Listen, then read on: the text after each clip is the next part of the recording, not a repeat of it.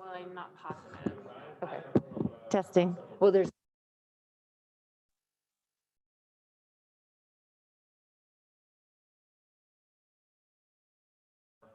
Grant, are you there? I am here and I hear you loud and clear. How about on your end? Thanks for the test.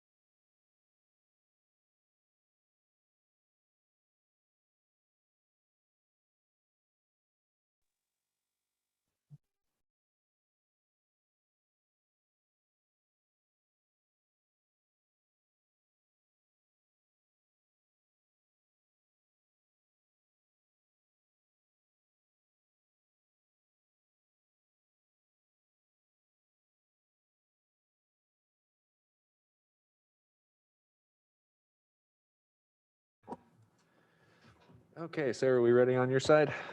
All right. Oh.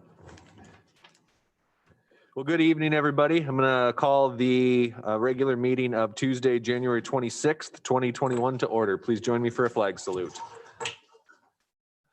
I pledge allegiance to the flag of the United States of America and to the republic for which it stands, one nation, under God, indivisible, with liberty and justice for all. Sarah, roll call, please. Mayor Eisenbeis, Present. Mr. Christensen, Here. Ms. Nelson. Actually, she may be joining us late this evening. She's arriving on flight 67. Great, So thank she'll you. probably attend by Zoom if she's able to. Mr. Knox is on his way. Mr. Mosier, Here. Ms. Duncan, Here. and Ms. Himshoot. Here. Is there any correspondence or agenda changes this evening? Seeing none, there are no ceremonial matters tonight. We do have one scheduled special report tonight. That is a government to government report. So we're going to be giving Tribal Chair Woody Woodmark a call.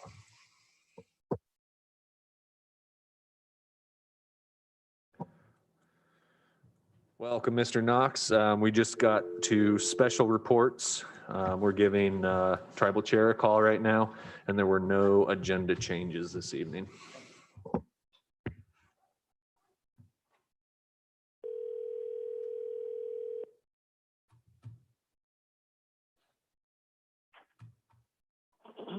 Hello.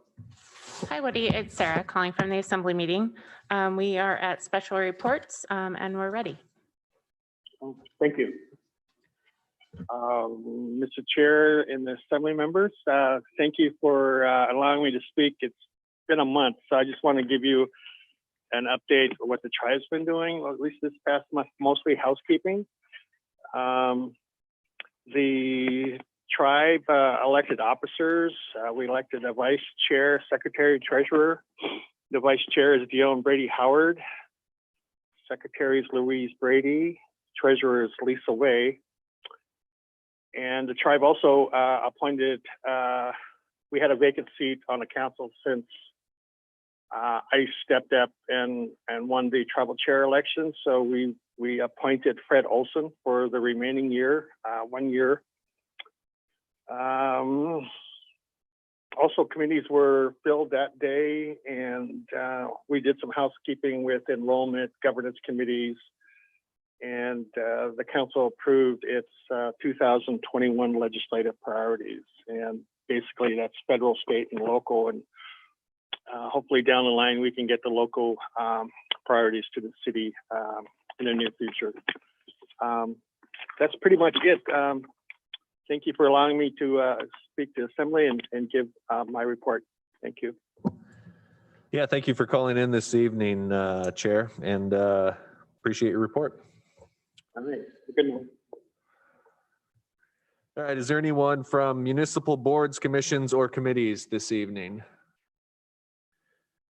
Municipal departments, school districts, and students and guests. All right, that'll bring us to persons to be heard. This is for any item off of tonight's agenda, not to exceed 3 minutes. I beat you to it this time.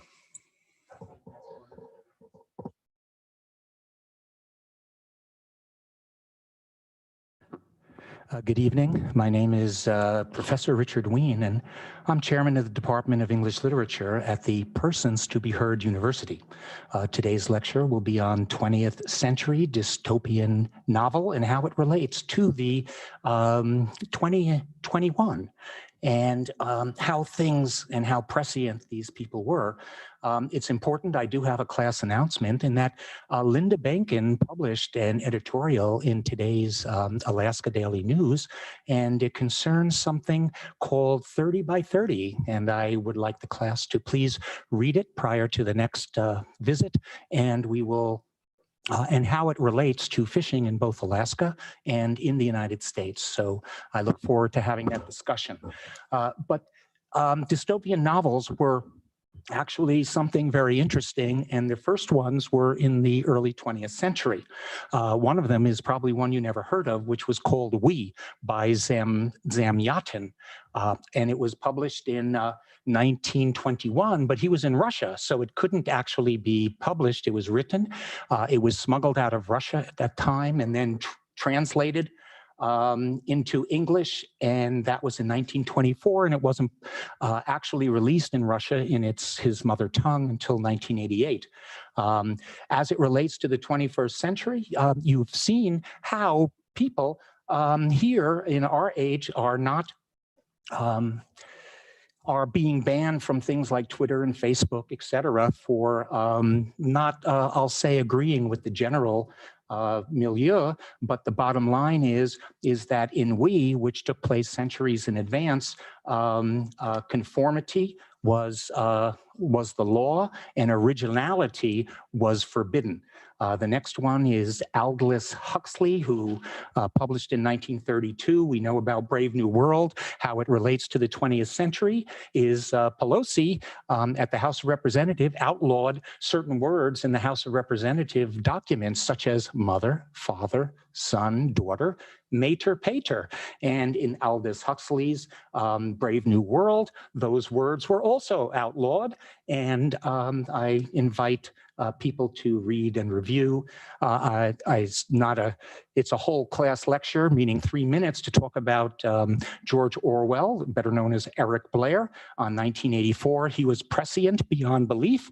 And most recently, Homer and other books have been banned from reading lists in schools and so forth. So that brings me to 1953, Ray Bradbury and Fahrenheit 451, which is the burning temperature of a book, and reading was against the law. So my notion is, don't dream your life away and don't stream your life away, which is a 2021 way to go, and read a book and step away from Netflix, please. It'll be very healthy. Thank you. Thank you for your comments this evening. Anyone else for persons to be heard for any item not on tonight's agenda? All right, that brings us to the consent agenda. I move to approve the consent agenda consisting of items A, approve the minutes of the December 17th, 22nd, and January 12th assembly meetings. Item B, approve a liquor license renewal application for Hector Berrigan, DBA Pizza Express at 1321 Sawmill Creek Road, Suite H and I. Item C, resolution 21-02, authorizing a $75,000 grant application to the Department of Homeland Security and Emergency Management. First and final reading. Item D, making supplemental appropriations for fiscal year 2021, potential sale expense, former Sitka Community Hospital site. First reading. It's been moved and seconded to approve the consent agenda. Is there any public comment? Please.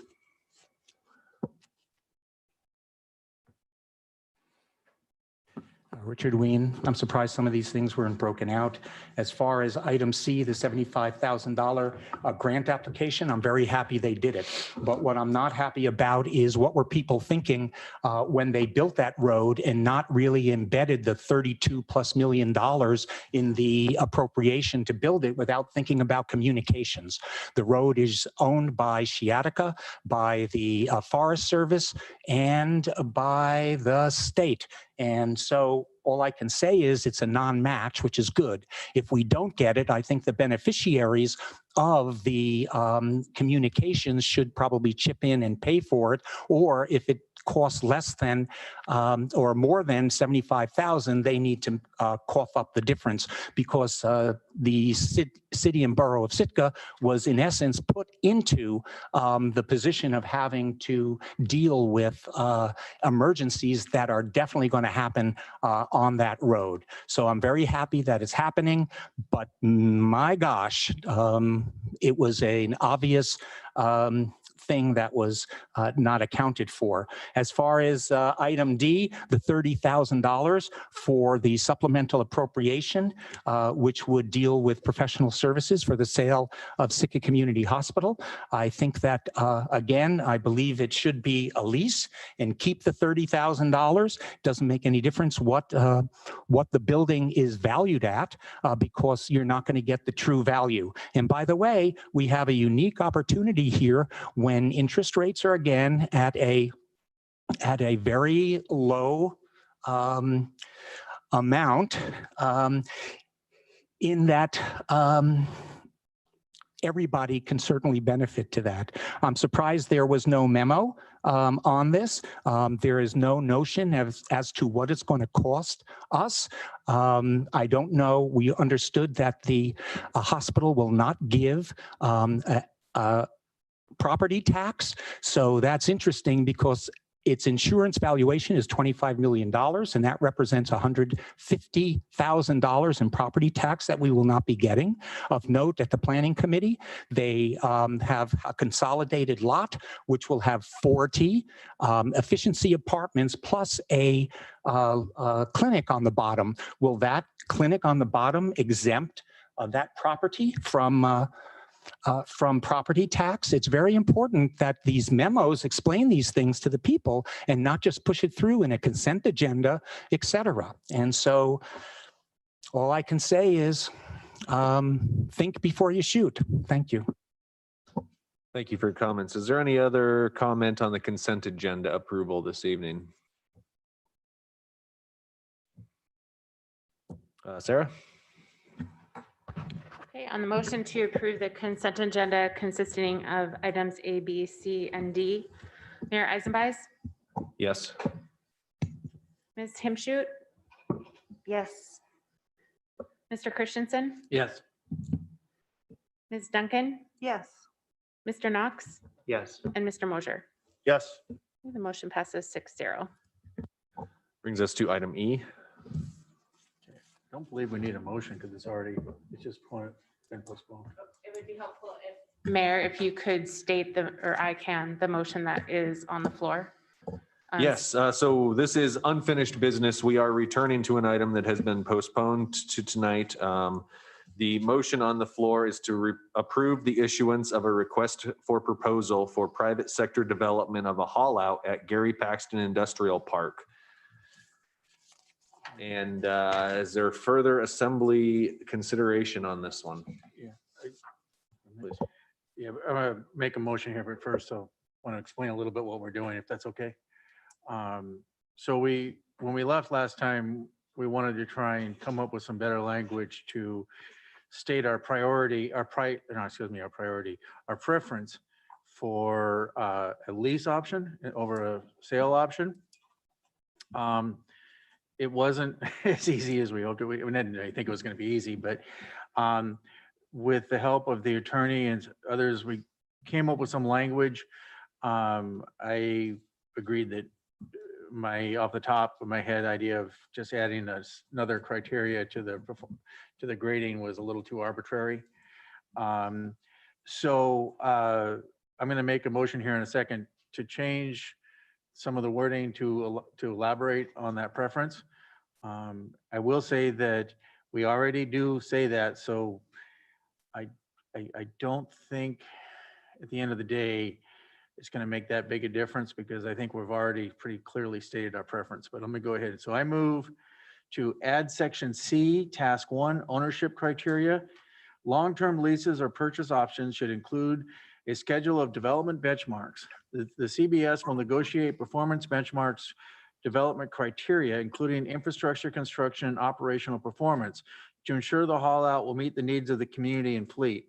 Purchase options should expect to enter a lease and meet performance benchmarks before execution of a sale. Purchase proposals should include assurances and/or terms and conditions, along with support for their legal enforceability, and that the facility will remain a marine surface facility in perpetuity, or at least in the long term. And to add section H3, rates and fees bid. The CBS Assembly prefers long-term leases that will match the anticipated life of the proposed marine facility. but will accept all proposals, including ownership options. Scoring will be weighted towards lease rates or purchase prices that provide the best long-term benefits to the community. Second. Okay, thanks.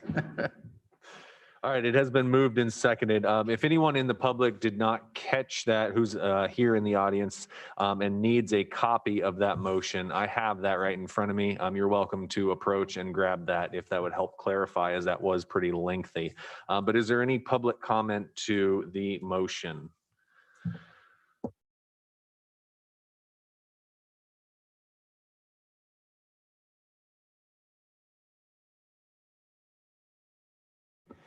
Richard Ween.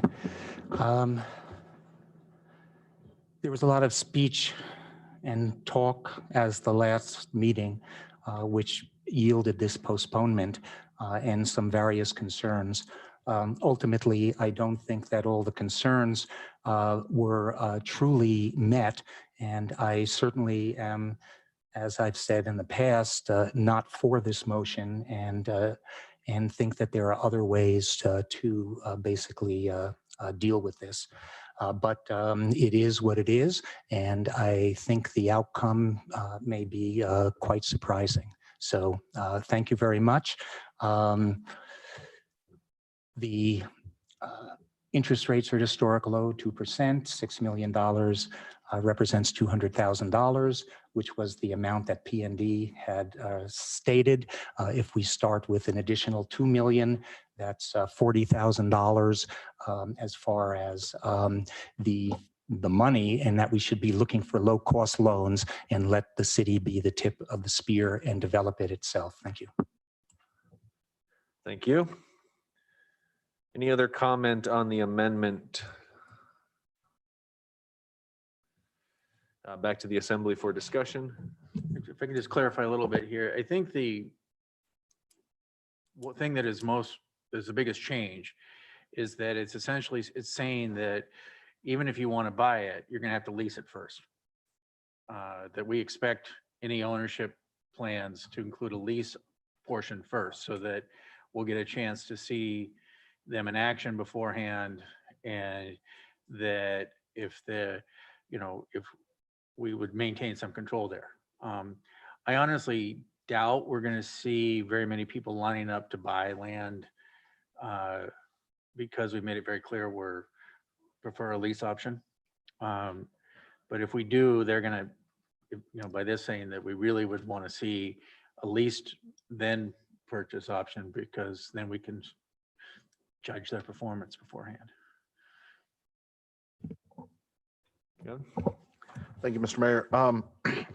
I just, I'm going to approve or vote for this in the affirmative. I know there's some concerned people about having the option to purchase in here, but I do not believe that the language as written and amended will tie our hands, so to speak. I just want to cast an eye wet. I'm having trouble speaking tonight. I would like to cast a wide net and see what we get. Thank you.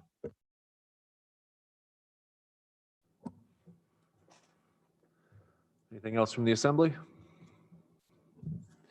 All right, on the amendment to the main motion, Sarah? Wait, can I? Yes, please. So I just wanted to clarify, it's still, the scoring for these proposals will still be out of 130 points. Yeah, we didn't change the scoring. And then the weighted option, that's 20 points under rates and fees, correct? John, I want to kind of talk to the expert there a little bit there. I think that section is 1 to 30. I'd have to double check, but I don't want to give you. Mr. Mayor, Gary White is waving back there. Yeah, Gary, if you have some, if you can help answer the question, it'd be much appreciated.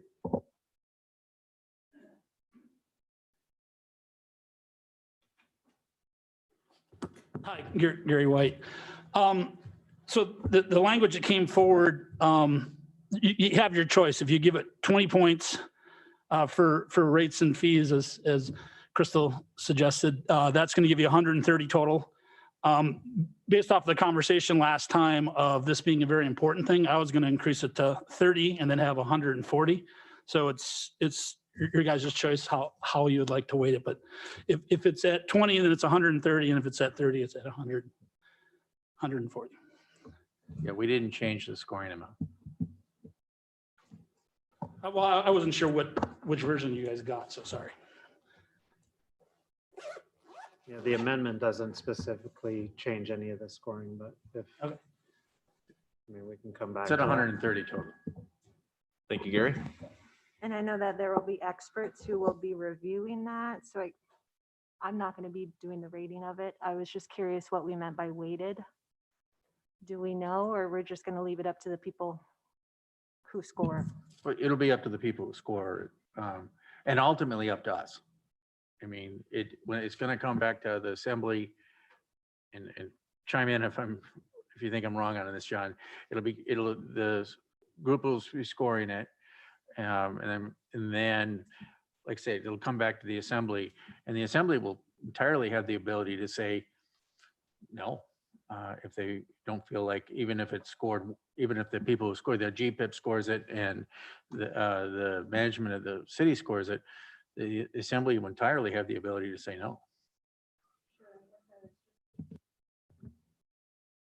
I guess I was just concerned at one point in the conversation, we said we're going to bump them up 30 points, which was almost 20%. And so I just wanted to make sure, I don't need to know what the scoring breakdown is, and I do trust the raters who will go off of that, but I wanted to make sure it wasn't pass or fail, if you will. So it No. sounds like 20 points seems doable and that it's weighted based on the raters. So Yeah, in our discussions, when we were talking about the idea of having a sixth one, I know the feeling was that was just too arbitrary. And like I said last time, I fully admit, we were trying to think of something and I came on the top of my head, and it's glad we didn't pass that. So it was just too arbitrary to say, because if we did that, I think we might as well just take all ownership paths out of it, because that would have made it next to impossible. John, you had additional information? Yeah, I think there's a lot of issues that are popping up here at once, and I want to try to clarify as much as I can. So as Mr. White said, rates and fees bid, the score was from 1 to 20, because that's the standing motion that was on the table when we left last time. That's not to say another amendment can't come forward if we feel like that one is so important that we want to bump that up to 30 or whatever other number you want. That amendment can be made if the body feels that's appropriate to put more importance to that. So I'll leave that with you all.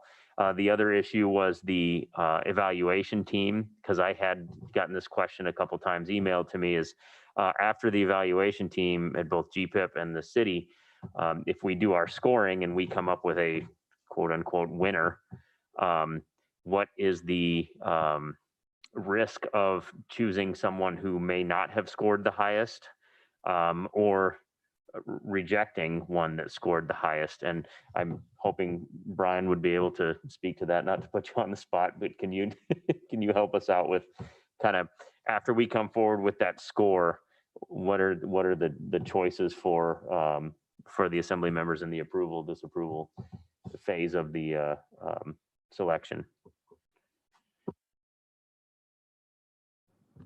So you're saying that the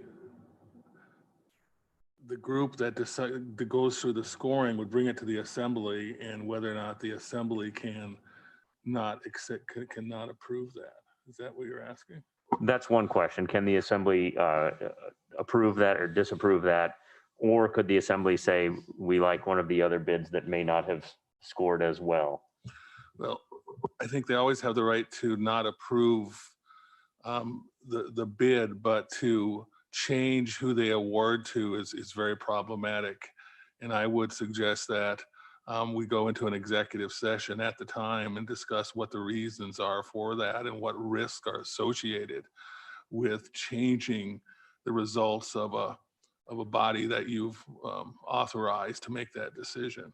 So I would tread lightly on those kind of decisions. I think it's either yay or nay, or else go in the back room and figure out what are some of these important financial decisions and that go behind such a switch.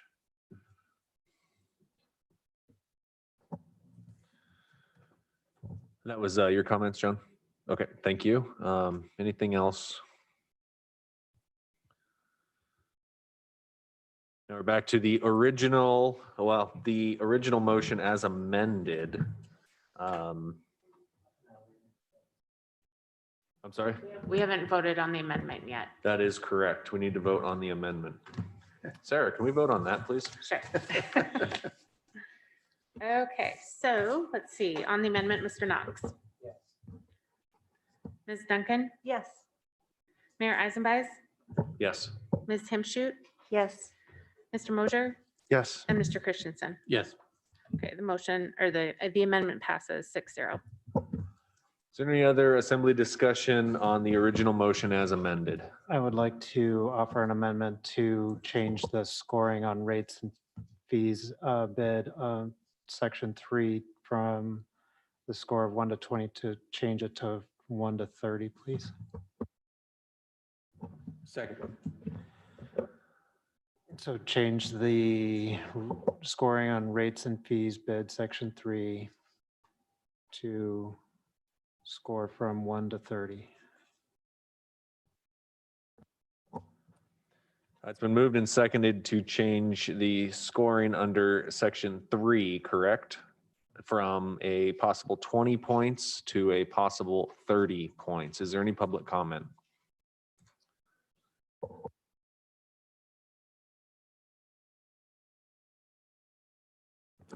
Richard Ween. This is clearly something that's very important because having rates which are, I'll say, community reasonable are important, and it should rank very high. But at the same time, that also points to the fact that we need to keep it within Sitka. So if there was ever an argument for a port of authority or whatever to set the rates, this is where it is, so we can make it community sensitive. And so I certainly support the amendment because it gives leeway to emphasize that people have to think about fees before they commit, because it will be more heavily weighted, but also speaks to the fact that we need to, again, keep this within our own purview so we can adjust it to the financial needs of our fishing community potentially. So, thank you. Thank you. Any other comment on the motion? On the amendment? Good evening.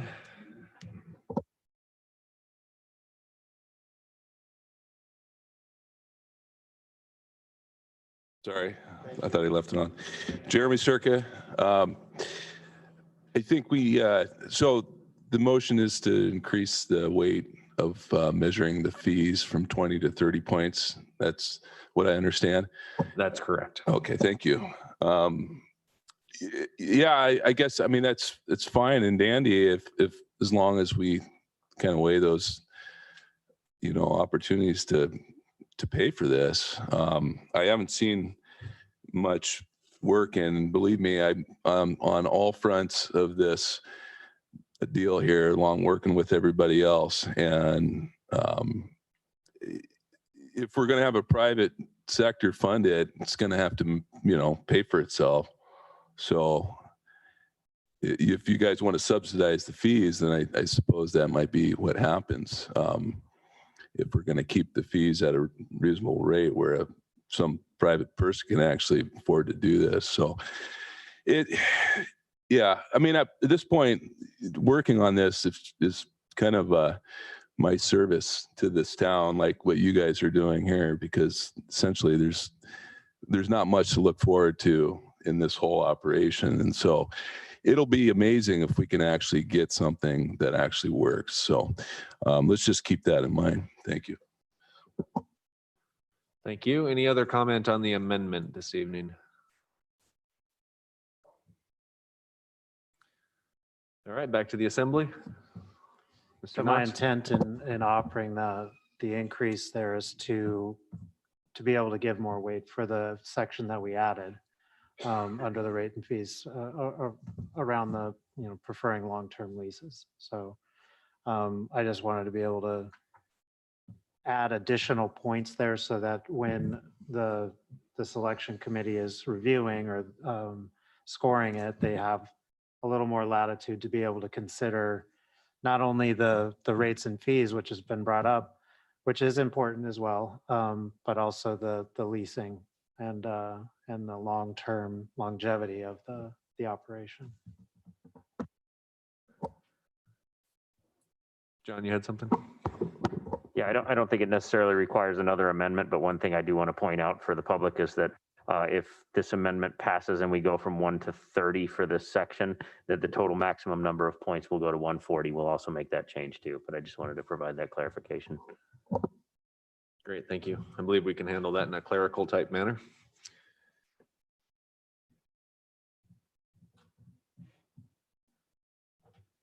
Yeah, I guess I'm comfortable with this. If you have something that's a lease to with an option to buy later, that's really well laid out, it'll score well, even with the legend we have. So I think this allows us, it allows us to, if we see something that is really not what we want, to heavily weight it.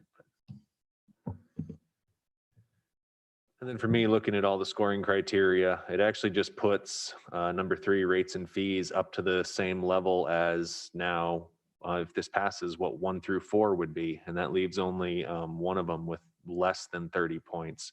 So I'm comfortable with that, from the factor that it's not going to elevate it too highly above any others, more just bring it in line. And number 5, the only one left with 20 points, is just a schedule. And I think everybody's in agreement quickly as possible, including a bidder. So if there's nothing else from the assembly, Sarah, on the amendment? Okay, on the amendment to change scoring on section 3, rates and fees, from to 1 to 30 rather than 1 to 20. Mr. Christensen, Yes. Ms. Himshoot, Yes. Mayor Eisenbeis, Yes. Mr. Mosier, Yes. Ms. Duncan, Yes. and Mr. Knox. Yes. The amendment passes 6-0. All right, back to the original motion as amended. Anything else from the assembly before we vote on the amended motion? All right, Sarah, let's put this one to bed. The horse is dead. All right. The main motion as amended is Himshoot, Yes. Mr. Knox, Yes. Mr. Christensen, Yes. Mayor Eisenbeis, Yes. Mr. Mosier, Yes. and Ms. Duncan. Yes. Okay, the motion passes 6-0, and that is on item E. Moving on to item F. I move to, in accordance with Sitka General Code 4.40.040, write off certain unpaid accounts with Sitka Community Hospital, hereby deemed to be uncollectible or not in the best interests of the municipality to continue to collect, as identified and considered in executive session at the regular meeting of the Assembly on January 12th, 2021, and direct the municipal administrator and finance director to take the necessary action to write off those unpaid accounts as appropriate under Sitka General Code 4.40.040, and further direct that the specifics of those accounts remain confidential to the extent as required by law. Second. It's been moved and seconded to go forward with a motion that came out of our executive session at last meeting. Is there any public comment to this motion? Please.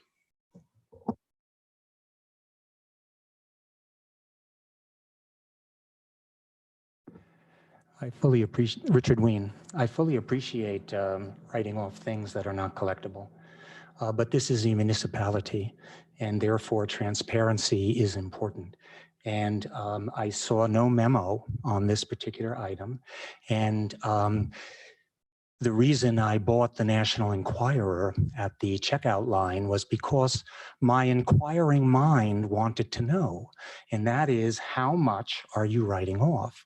And you don't have to give names, obviously, because, but it's nice to know whether these are, what categories. Were they just medical bills, or were they other types of things that were non-collectibles? Were they service? items. And I think we need the total and some kind of general breakdown, which doesn't destroy confidentiality, but certainly at minimum, the amount.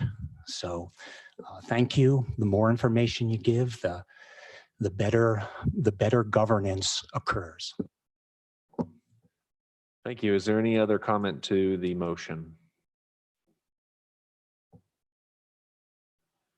Seeing none, back to the assembly. Sarah? Mr. Mosher, Yes. Mr. Knox, Yes. Mayor Eisenbeiß, Yes. Mr. Christensen. Yes. Ms. Duncan Yes. and Ms. Timshut. Yes. Motion passes 6-0 on item F. Thank you. That brings us to new business item G. We're going to be considering appeal of denial of refund of sales tax paid on home construction by Andrew and Becky Frisky of 420 Kramer Avenue. Our attorney, Brian Hansen, will have some procedural things for us. Then we will go through a multiple step hearing here. At the end of it, we'll make a motion either in the affirmative or denying the request here filed by the Friskies. Brian? Yeah, can I get a couple minutes, please? Yes, if you need a couple minutes to prepare, we'll take a 3-minute recess. Actually, Is that go to the enough? restroom. Okay, yeah, we'll take a break, and once we're back here, we'll reconvene. Thank you.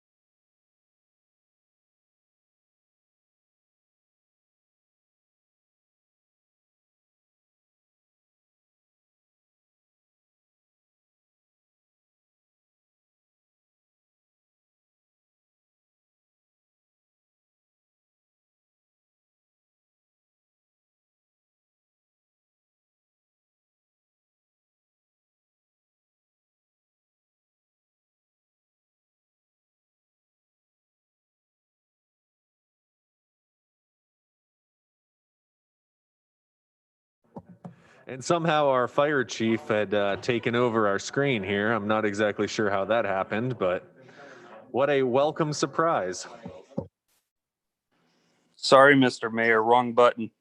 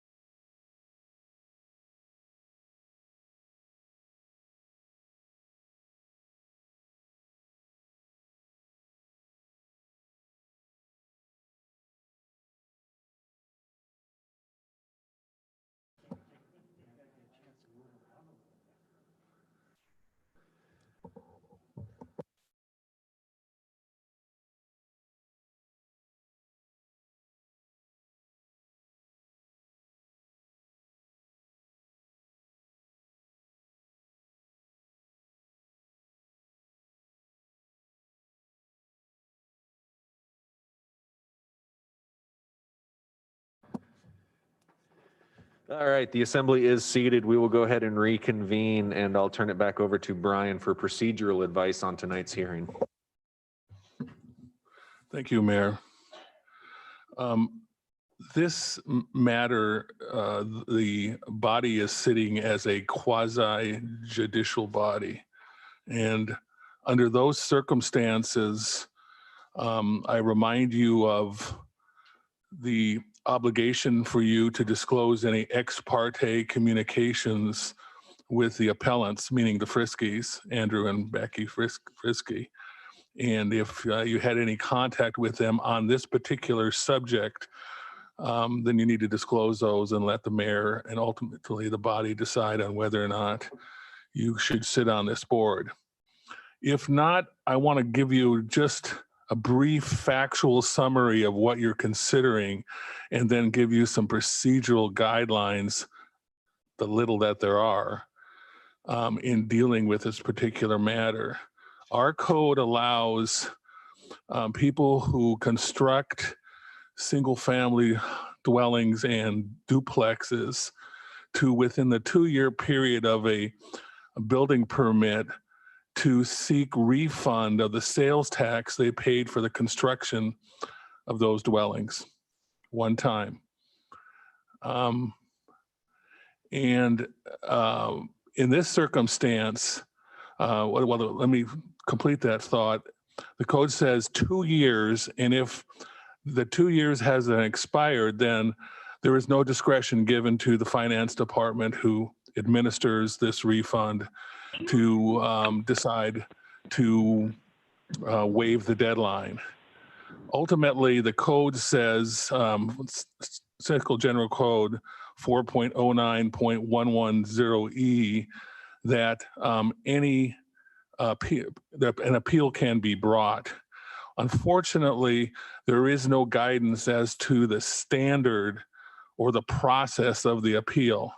So that's where I'm here to provide a little guidance and process. I would suggest to you that what you're deciding here today is only whether or not to waive the deadline for equitable reasons. That the Friskies will present to you their reasons why the waiver of the deadline should be, you should move to grant that waiver. We're not talking about their actual submissions. Those have been looked at. We think those are all in play. It's just whether or not the waiver of the deadline is appropriate under these circumstances. Essentially, I'll let them make their case, but this all involves the Kramer Avenue landslide and basically the delay that occasioned the construction of their home for approximately 3 years. So the process is simple. The Friskies will go first. CBS, Melissa will come up and answer questions. We frankly don't have anything to offer other than what's in our memo. And then the Friskies can respond to that, as well as CBS could respond to those. We put in here that there potentially could be an executive session. I see no reason why you need to go into executive session on this. We don't have to talk about financial things. It's just things that can be discussed in open. But if something does come up, I'll speak up. After you're done receiving the evidence and arguments from the Friskies and city staff, then you deliberate, and you can deliberate right here in person and then make a decision or postpone the decision to another time if you need more information.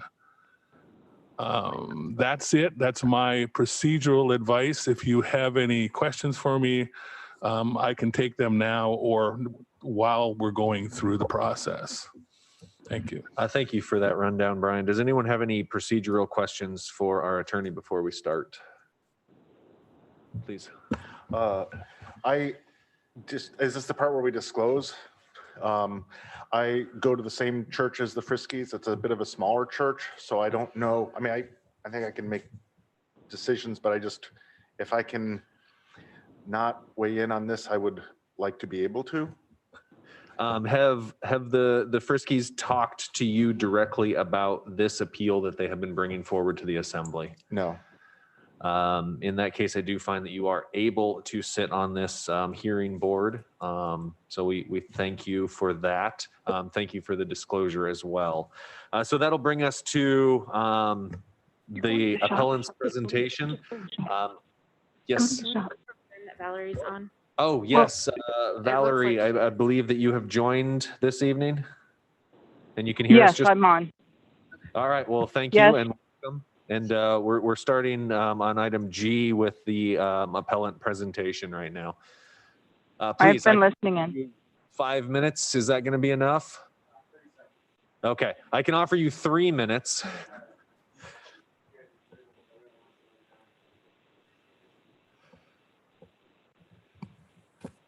All right. Well, thank you for hearing us. Becky and I are here to request the variance to the refund of sales tax paid on home construction materials. Due to our home being hit by the Kramer Avenue landslide in 2015, our completion date has been well over the 2 years required. The issue is a formality that a new building permit was not issued or reissued when we continued building. If a second building permit would have been issued, we would have been refunded when we first applied, we feel. In lieu of a building permit, we worked with the city on a newly formed critical areas ordinance, which was approved along with building plans for repairs.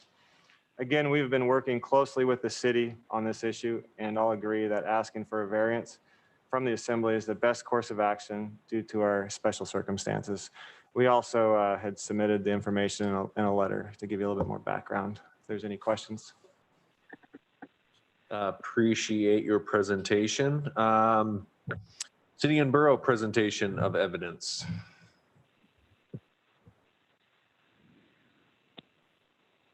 If you guys could step back for just a second, we'll have Melissa present, and then you'll have an opportunity to respond as well. As Brian said, everything is really outlined in the memo here, so I don't have anything to add that. Because of the code, we were unable to move forward with this because of the deadline issue. Any questions? Great, thank you for your presentation. Is there any response or clarifying statement from the appellants? And is there any response to that by City and Borough? All right, seeing none, does the assembly desire to go into executive session on this matter? Do you need a motion? After deliberation. Okay. So does the assembly have any deliberation on this issue? Please. Just to say that I have no problem with this. I spent one of the worst weeks of my life up on that hillside, working that. And I think we can all safely say we hope we never find ourselves in this position, nor is it something that we're going to happen very often. And if there's ever extenuating circumstances, this was it. So I have no problem with allowing this variance or whatever we want to call it. The appeal, yes. Rebecca, please. Yeah, I'm not sure at what point I would make this comment, so I'll just make it now. We've been here as a board, various kinds of boards at different times, and I've always wondered, what is the role of the assembly? At what point does something rise to the assembly as an appeal? Like, I've needed a good example, and this is it, because I trust city staff to make good decisions for the most part. In this case, city staff can't move forward. So this is the perfect example of someone coming to the assembly with something that city staff wasn't authorized to do, where we hold the power to do it. And it just feels like a really easy decision to make, but it's been instructive to me to kind of figure out at what point do we have more of an active role in an appeal. And so this one seems very straightforward and very easy to decide. So I think the Friskies absolutely deserve a little bit of leniency given the situation. Thanks. Unfortunately for your first one, it was not a contested one. They do not go this easy always. And I'll just say from my perspective, this is a perfect example of why you can appeal to the assembly. There are extenuating circumstances that come up that no one anticipated, in which code does not offer staff the leniency to handle it. So this appeal did come forward to us. I also want to thank staff for not trying to roadblock this and bringing it forward to the assembly in what I found a very equitable position. They understood what was going on, but they also understood that they didn't have the ability or authority to go forward. So I do appreciate everyone working together on this issue. And yeah, is there anything else from the assembly? Okay, so I'd like to weigh in. yes, Valerie, please. It wasn't just, the landslide. There were many extenuating circumstances, and I'm definitely in favor. And with that said, I would like to make a motion to grant the appeal.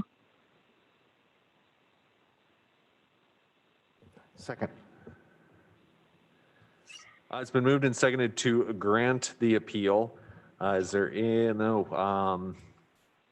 Sarah, do you need, I'm going to ask Brian, actually. Brian, do we need the wording which was in our packet in order for this to go forward, or does granting the appeal suffice? Well, I would prefer that the motion proposed would be used because it provides a factual basis for precedents for future type of considerations, but it's not required. Okay. So, Valerie, are you okay if I read the motion in our packet into the record as your motion? Sure, I'll withdraw my motion, and maybe the second can withdraw, and you guys can make the perfect motion. Sure, I'll withdraw my second. Okay, so I do need a motion then. I move to grant the appeal as equitable circumstances and reasons exist which warrant a determination that the Frisky application for a sales tax refund is timely. Second. And Sarah, we go straight to voting on this one, I believe. Okay, Mr. Mosher, Yes. Ms. Nelson, Yes. Mr. Knox, Yes. Mr. Christensen, Yes. Ms. Duncan, Yes. Mayor Eisenbeis, Yes. and Ms. Himshoot. Yes. Okay, the motion passes 7-0 to grant the appeal. All right, that brings us to persons to be heard. This is public participation for any item on or off of tonight's agenda, not to exceed 3 minutes. Please.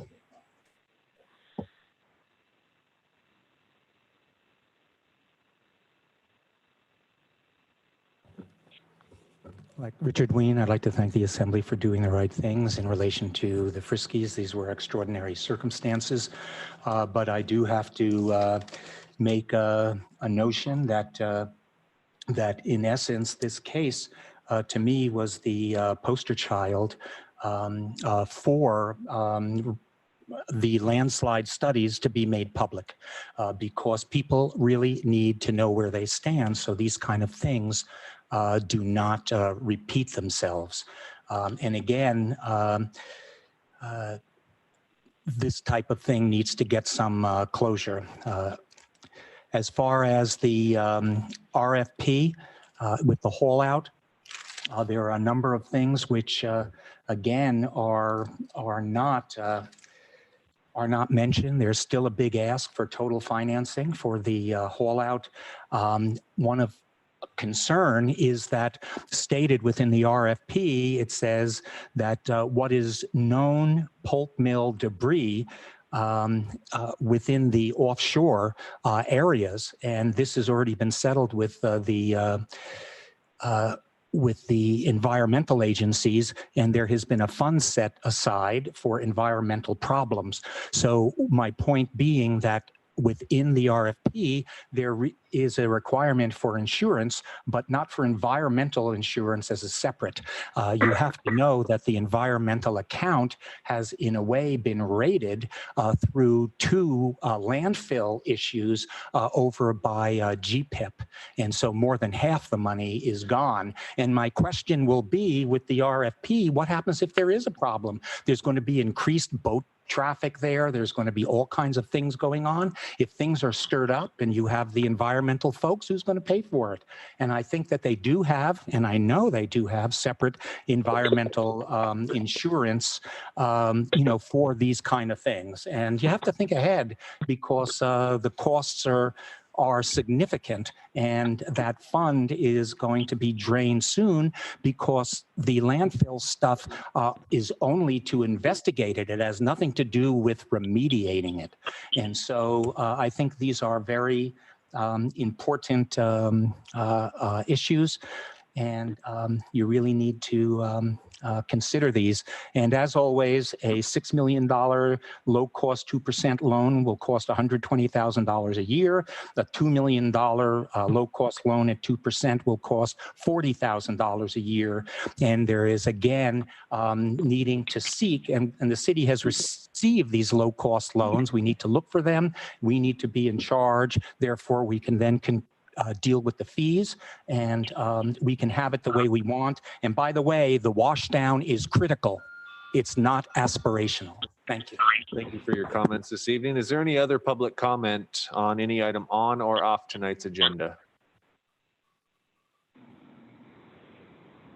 All right, seeing none, that brings us to reports. Tonight, so some of my report was covered in our budget meeting, but I will go over a few things again for the public's benefit. I did meet with Blank Rome.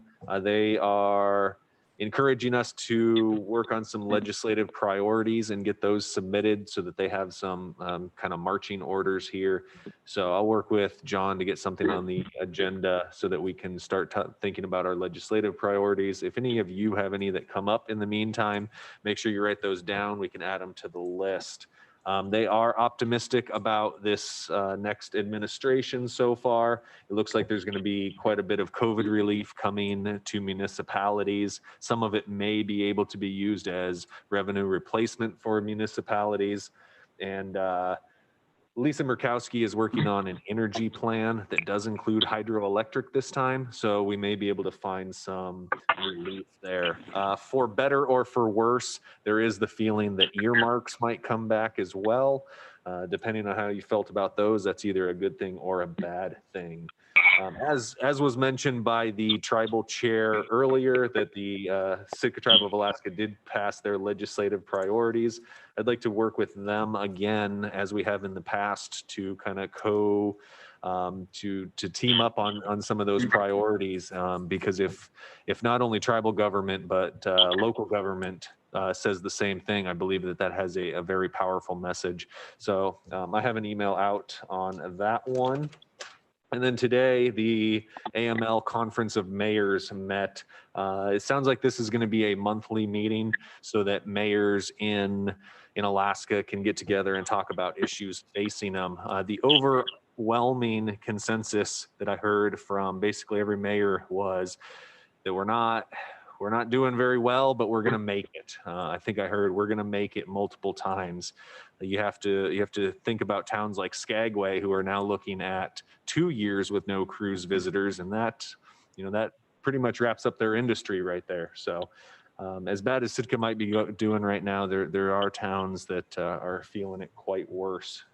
So let's see. The big thing that I believe coming out of Juneau this year is going to be the permanent fund dividend issue and how that is allocated. If assembly members have ideas on that, I'd be glad to hear, because they are looking for ideas on what is going to be feasible for municipalities. So, and there may be a general obligation bond issuance coming out from the state. So I'll follow up on that one and see if there's any further information. All right, moving on to the administrator. John, please.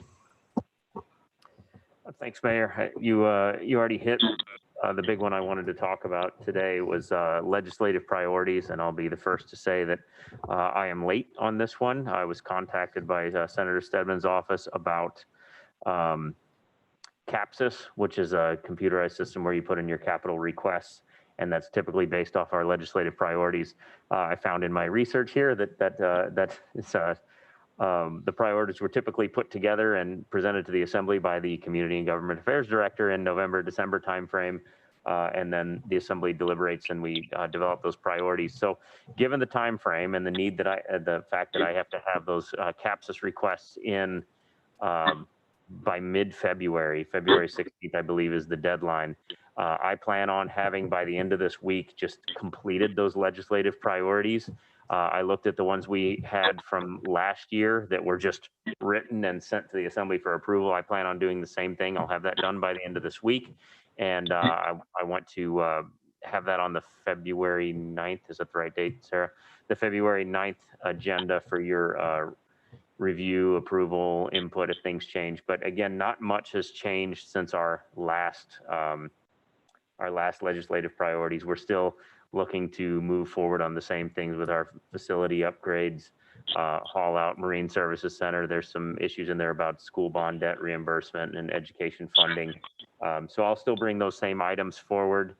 And then the ones that we've discussed with Blank Rome in some separate meetings, I will get that in there for the Assembly. But in the meantime, I'm going to go ahead and move forward with putting that information in CAPSIS so it's there. And fortunately, we already have all the cost estimates and a lot of the financial figures ready to go. So I should be able to move that one forward. And yes, that is important because one of the other things the mayor brought up was the GEO bond opportunities with the state. We need to have these requests in here and quickly so we can be considered for that. That's all I have. Thank you, Brian. I've begun a deep dive into multiple issues out at GPIP. Gary White has been and continues to be a busy guy. Look for February to bring you interesting and important issues to be resolved out at the Gary Paxson Industrial Park. Thank you. I love how you put that one. It makes it sound much more fun than I think it's going to be. Liaison representatives. I actually have a couple this time. First of all, Planning and Zoning had a pretty routine meeting last week. And there was, the next meeting is going to be talking more about some planning and comprehensive plan issues. But one of the things that is coming up is setting up a process for smaller lots to how they approved one, but to say, try and set up a process so that it's landowners know what they need to do in order to get to what they need and what criteria they have to have, which is, I think, going to be important because it'll hopefully, if they can set the criteria, then we can maybe get a few more lots for people to build on. And then on the EOC, if you look at the city's dashboard right now, we're at 0.57 and falling. Tomorrow, if we continue this stretch of low or no cases, we will be back down in the lowest level, which is really great. And we need to remember that we need to continue to wear our masks and do all of our mitigations so that we can get down there and keep it down. And so Sitka can be in the enviable position of being one of the lowest in the state again. We're getting down there, so keep it up. I'm very proud of Sitka for getting it back down that well. And then also, we talked about that vaccines are going in arms probably in a more efficient manner in Sitka than pretty much anywhere else. And so we need to give Search and Whites some real kudos for how well they are doing that. From what I understand, that there are federal, excuse me, some of the federal leadership that involved at the Warp Speed were coming to Sitka to see how we're doing it. They're coming here looking to see how is Sitka doing it so much better. And the answer is, I think we're throwing everything at it. And so I think we can feel pretty good about our organizations here in town that are doing that. And it's showing and people are noticing, and it's success breeds success. And if there's unused vaccine that's waiting to get into arms and we're getting into arms, we're going to get it. So sign up, go to the Search website and also the state website, and you can sign up on both, whichever calls you first. But if you're signed up, that really helps them get more vaccine, because it allows them to say, we've got 2,000 people signed up, give us as much, and you send us the vaccine and we'll get it in you. So anyway, I think it's actually I think we can see the light at the end of the tunnel a little bit between those two things. So, thank you. Great, thank you. Any other liaison representatives this evening? Mr. Knox? Port and Harbors met a couple weeks back, and we'll be seeing a change to the parking fees and rates for, or violation rates for the drive down ramp at Eliason Harbor. They're trying to address some issues that have been going on there for years. And we think we've got a good, the commission put together a good proposal and trying to restructure that to come in line with how other parking fees and fines are enforced in the city and borough. So we'll see that. And yeah, that was the bulk of their discussion that day. Thank you. Anyone else this evening? Please. So Health Needs and Human Services. Few meetings ago, we recognized Holly Marbin for her contributions and service to that commission. She was a great commissioner. She recently vacated that seat so that we have 2 openings. So if anybody is interested in becoming involved, they should contact the city. We also had the recent addition of Cecilia Dumouchel, and she is great. So what we're doing at the upcoming meeting, which is on February 11th at 1:30, is setting goals for 2021. So if that's of interest to anybody, they can certainly show up and be a part of that. Thank you. Please. I can just contribute from the school board. They're listening right now to staffs at each building to see if there's anything a staff is willing to give up. And the meetings I've listened to, there hasn't been a whole lot. But they've had some really good creative presentations from the various building staffs. And then the superintendent search closed yesterday, so they'll start moving forward with their selection on new superintendent. Last I knew, there was a significant amount of applicants. Do you know how many it ended up at? I unofficially know that. I heard there was a lot of applicants last time. I think I can safely support that statement. That's Well, good. I don't know what you call a lot, but we'll have room for choice. Valerie, did you have any liaison reports tonight?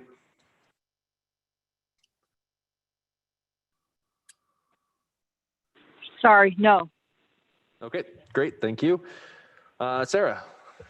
All right, I just wanted to go over the February schedule for meetings. February 4th, there's a special budget meeting with the school board. That's at 6 p.m. And February 9th, there's a 5 o'clock work session with our auditors. And then that the regular meeting follows at 6 p.m.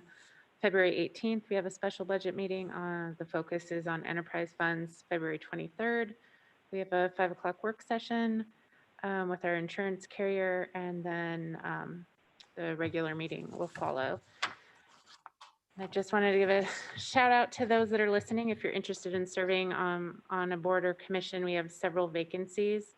We have the Animal Hearing Board, Building Department Appeals Board, Health Needs and Human Services Commission, Historic Preservation Commission, Library Commission, Local Emergency Planning Commission, Port and Harbors Commission, and Tree and Landscape Committee.